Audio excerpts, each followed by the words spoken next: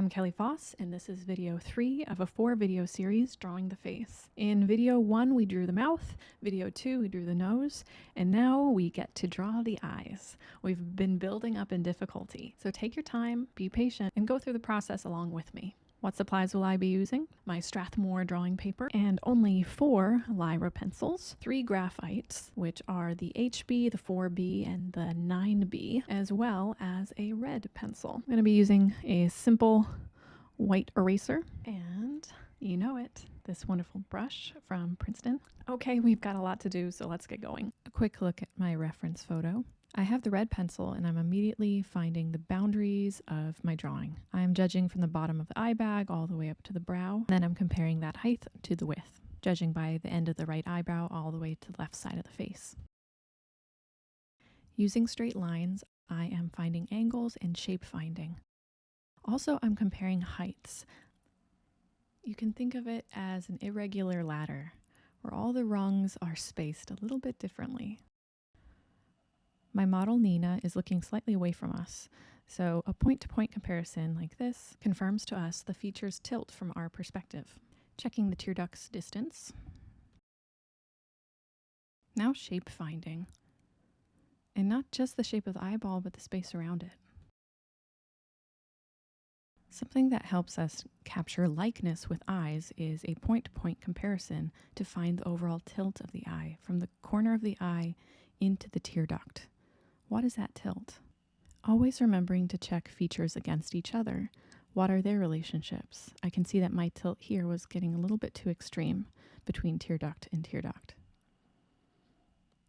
I keep comparing masses to each other. The inside of the eye is a little bit larger than what the eye bag is, so that's where I'm placing those lines. Now that the eyes are roughly blocked in, I can check a quick tilt to find where the beginning of the eyebrows should be in comparison to the eyes. I find there's a tendency to over-exaggerate tilts, so I don't want to exaggerate the side of the face.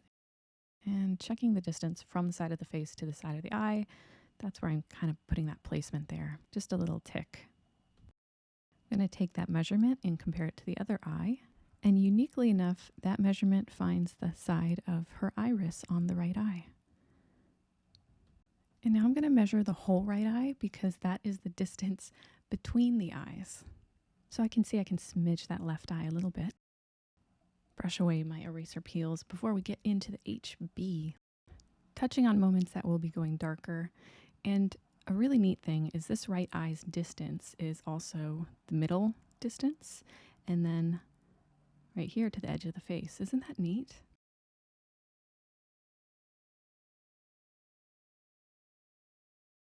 I also want to estimate the splay of the lashes right here and how they fit in these shapes. Picturing the ball of the eye is what makes sense of the eye bag, how it meets up to the tear duct.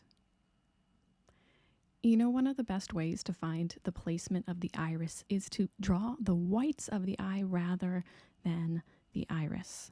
So really just be picturing what that little Pac-Man or what that little triangle shape should be looking like. Using my kneaded eraser, I'm going to get rid of some of these unwanted lines. Switching to red to tone in the shadows. Remembering the light direction and how that is hitting the ball of the eye. I'm going to restate the crease and lash line and deeper shadow and do a quick tissue fog out and jump to the 9B. This will literally set the tone for the drawing, capturing the lash line, the pupil, and the darker parts of the iris.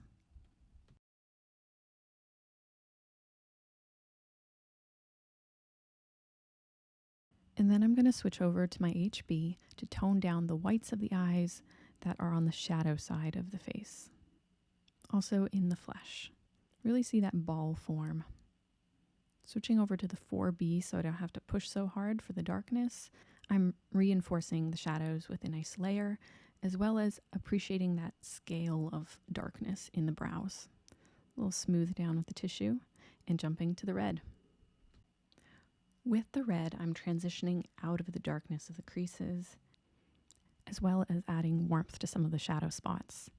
and coloring in the eye with some of the red. Our lovely model has brown eyes, which we can achieve with the layering of the graphite and the red. A literal trick of the eye. Keep your pencils sharp and take your time to do smooth pencil work. I'm being a little bit scratchy because I'm going to take a tissue right now and smooth this out. With my 4B, I'm going to darken the iris a little bit, going lighter on the bottom and darker as I go up, as well as darkening the tear ducts just a smidge. I'm also going to reinforce some of these darker moments. Just add a little bit more depth and darken the brow that's on the shadow side, allowing my pencil strokes to act as hairs, but not really paying attention to drawing individual hairs. I like taking one of my white erasers, cutting it lengthwise, and then putting it in a pencil sharpener to sharpen a little bit of a point on it, so I can use it like this. With the red, I want to deepen this iris and just do a little bit of a transition right here and darken the nose shadow. With a sharp 9B, I'm getting a little more depth in that iris. And how about we get going on these lashes? I begin with putting them in sparsely. So I'm just spacing out the direction of the lashes first.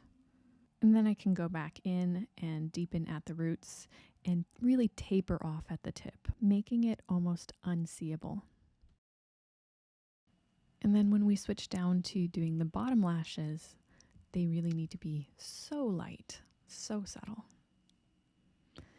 Here we go. Same treatment on this eye. I'm applying a little bit more pressure with my 9B in the lashes to achieve a little bit more darkness since it is the dark side of the face. Leave some empty spaces to insinuate the eyelashes being caught by light on this side. With my handy dandy eraser, I'm going to clean up these highlights in the eyes.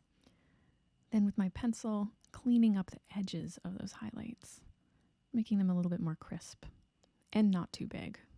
Careful not to touch the lashes as I do a little skin smoothing here. A final cleanup of the skin with the eraser and then brushing away those peels. And then with our 9B, one last emphasizing of the darkest darks. That's that.